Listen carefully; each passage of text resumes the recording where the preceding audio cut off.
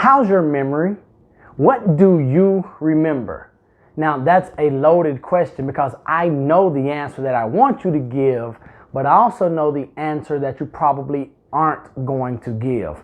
This is a question that I have to ask myself. What do I remember, not only about myself on a daily basis, but also about my life and the interactions that I have with others? And here's why I ask the question. And it's a great reason why I ask the question. And it comes from one of the books that I'm reading. I'm not going to share the book with you just yet. I want you to get the principle and the idea.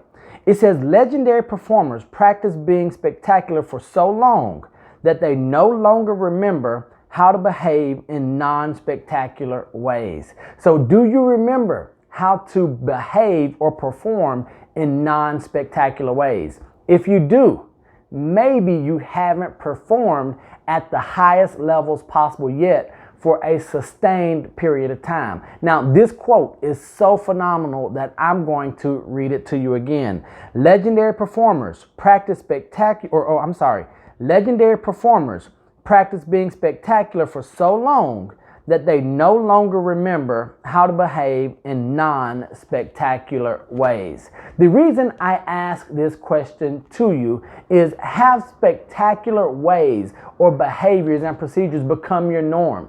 Do you no longer remember how to be mediocre or average in any and everything that you do? If not, take comfort in knowing it doesn't mean you can't get to that point. It just means that we've got to perform spectacularly a little bit longer. It's never too late to start, but it's always too early to quit. That's one of my favorite quotes as well. So I'm going to ask you today, I'm going to challenge you today to start behaving in spectacular ways so that before you know it, you won't remember how to behave or perform any other way. Remember, I love you, God loves you, and there's nothing you can do about it. And until next time, don't be average, don't be mediocre, be world renowned. Peace.